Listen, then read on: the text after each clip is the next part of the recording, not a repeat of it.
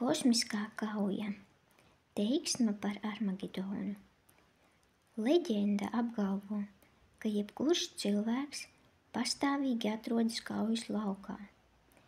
Cilvēks var iztēloties, ka viņš ir pilnīgā miera stāvoklī, taču īstenībā viņš piedalās 3 kaujās vienlaikus. Pirmā ir cīņa starp brīvo gribu un karmu. Neviens nevar atbrīvot cilvēku no piedalīšanās šo 2 sākotņu sadursmē. Otrā kauja dun bezgalībā, izplatījumā, starp smalkajām enerģijām un hausa viļņiem.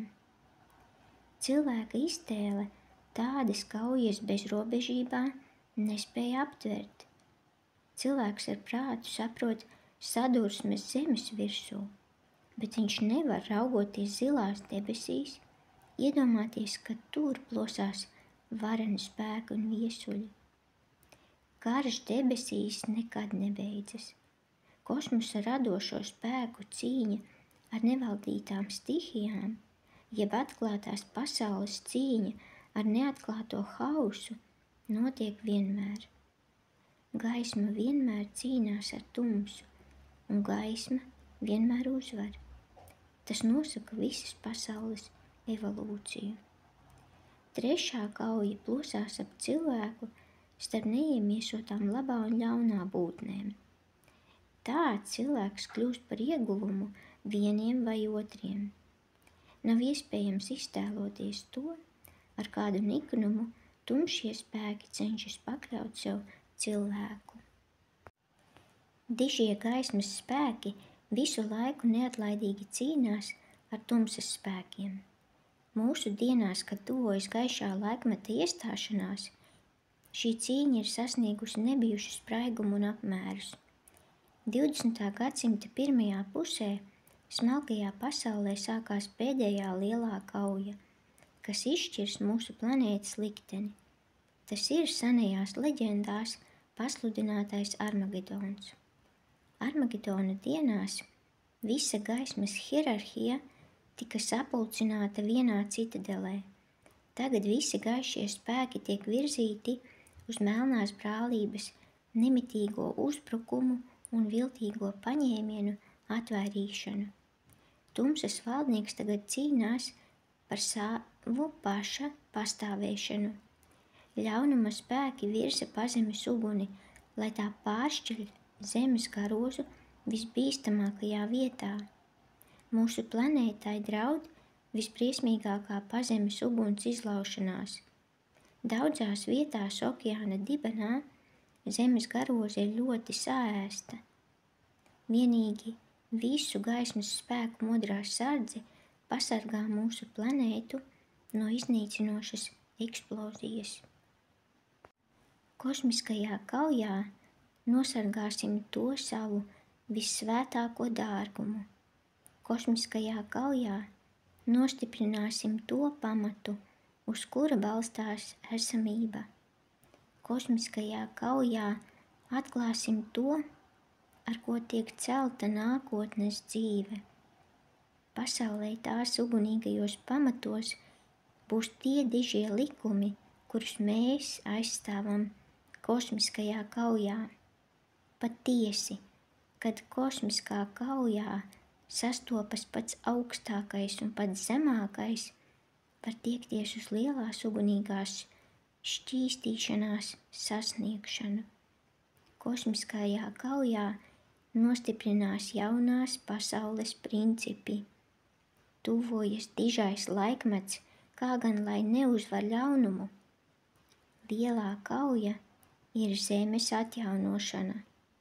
Uguns nesēji un evolūcijas pretinieki apliecina evolucionāro cīņu. Tiek apliecināta cīņa par patiesību. Kaujā par cilvēces glābšanu piedalās vislielākie spēki, piedalās visstiprākie spēki, iesaistīti tik daudzi kā nekad. Ne jau fiziskajā plāksnē noris šī cīņa, ne jau mazie zemes spēki sacenšas, bet gan daudzu gadsimtu pieredzes spēki sapulcējušies, lai izšķirtu savu likteni. Tūkstošgadīgā lielā gaismas citadele gatavojās šai cīņai ar tumsas spēkiem ilgi. Armagedonā iesaistīti visu veidu spēki. Sargtonī nezina ne miega, ne atpūtas. Kurš no zemes iemītniekiem var iztēloties šo milzīgās saspringtības stāvokli? Balto brāļu sasniegums šajā kosmiskajā kaujā ir baismīgs. Bieži pieminētie asins sviedri nav pārspīlējums. Tā ir smaga patiesība. Lielā izšķirošā kauja notiek visā smalkajā un zemes pasaulē.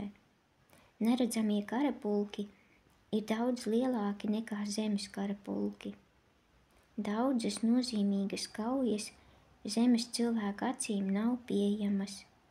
Smalkās pasaules baismīgākās sadursmes ietekmē visu izplatījumu ap zemi.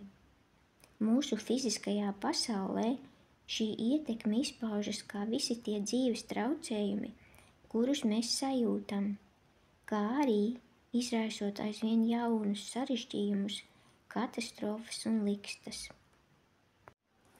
Pārzemes cīņa izpaužas ne tikai kaujās, bet arī nepieredzētās tautu sadursmēs.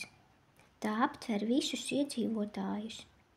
Visa planēta cīnās, un katrs savā veidā.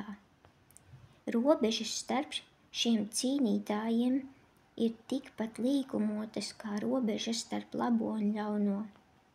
Dot loģisku izskaidrojumu dažādo tautu sadursmēm nav iespējams. Kad trako Armagedons, ir jāveic pasākumi visa izplatījuma mērogā. Bieži vien cilvēki šo kauju uztver gandrīz vai kā sadursmi uz ielas, aizmirstami, ka šajā cīņā tiek izmantota gan pasta kastīte, gan viltīgs melus maids, gan gaismas aizture. Kauja ir daudz dramatiskāka nekā iedzīvotājiem liekas. Kosmiskajā kaujā tiks izlemti daudzi uzdevumi, kas dos pavērsienus un nostiprinās jaunus principus. Pavērsieni būs krasi. Šīs kosmiskās kaujas pārzināšana ļaus izprast notiekošo.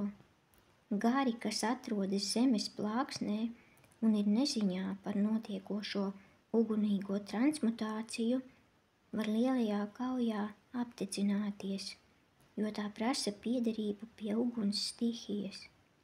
Šī kauja aicina iepazīt ceļus, kas ved uz gaismu un uz tumsu. Kad visi spēki ir kosmiskajā spriegumā, šī ceļu iepazīšana ir nepieciešama. Cilvēcei neatliekami jāpieņem tas glābjošais virziens, kuru tai norādījuši gaismas spēki. Planētai palīgā tiek sūtītas ugunīgas straumes.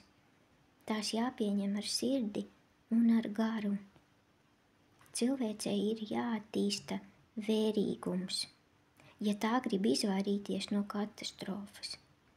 Palīdzība var pienākt tikai tad, ja tiks pieņemta vadošā roka. Katastrofa ir neizbēgama, ja vadošā roka netiks pieņemta. Cilvēkiem ir jāsaprot, ka viņiem tiek dota iespēja pāriet stigu no vienas aizes ar augstāko vadītāju palīdzību, taču nedrīkst atgrūst palīdzīgo roku. Hierarhija tur iespējamo līdzsvaru, taču brīvās gribas summa var gūt virsroku par labajiem norādījumiem. Cik daudz vieglāka būtu bijusi kauja, ja cilvēce spētu pieņemt galvenos esamības pamatus. Ir laiks vērīgi paskatīties, ko slēpj sevī kaulēšanās un viltus. Cilvēces bojā iet taču ir acu priekšā. Armagedona izraisīšanā visi ir vainīgi, un tāpēc neviens nevar izvairīties. Tuvojas noliktais laiks, kas piespiedīs visus piedalīties kosmiskajā kaujā. Kad tiek izšķirts planētas liktenis, tad spēki ir izvietoti gaismas un tumsas polos. Kosmisko svaru svārstībās cilvēce nevar izvēlēties vidusceļu, jo vienīgi gaisma un tumsa cīnīsies par uzvaru. Kauja turpinās ilgi. Būtu viegliprātīgi domāt, ka tie, kas sacēlušies pret gaismu, ir nespēcīgi, taču arī gaismas spēki ne jau vājuma dēļ nesakauj ienaidniekus, bet gan tāpēc, ka nevēlas priekšlaicīgi izjaukt planētas līdzsvaru. Planētas radītāja spēks rēķinās ar fiziskajiem apstākļiem. Cīņa pašreiz nevar beigties ar uzvaru. Kad tumsas spēku spriegums sasniegs galējās robežas, tad gaismas spēki apliecinās savu varenību. Ja cīņa ir neizbēgama, tad uzvara būs galīga. Ir jāsaprot, cik neparasts ir šis laiks un pie tā jāpierod. Vienmēr jāatceras, ka notiek kauja. Tuvojas uguns ēra, un prāts to spēj aptvert vienīgi, rodot vīrišķību sevī.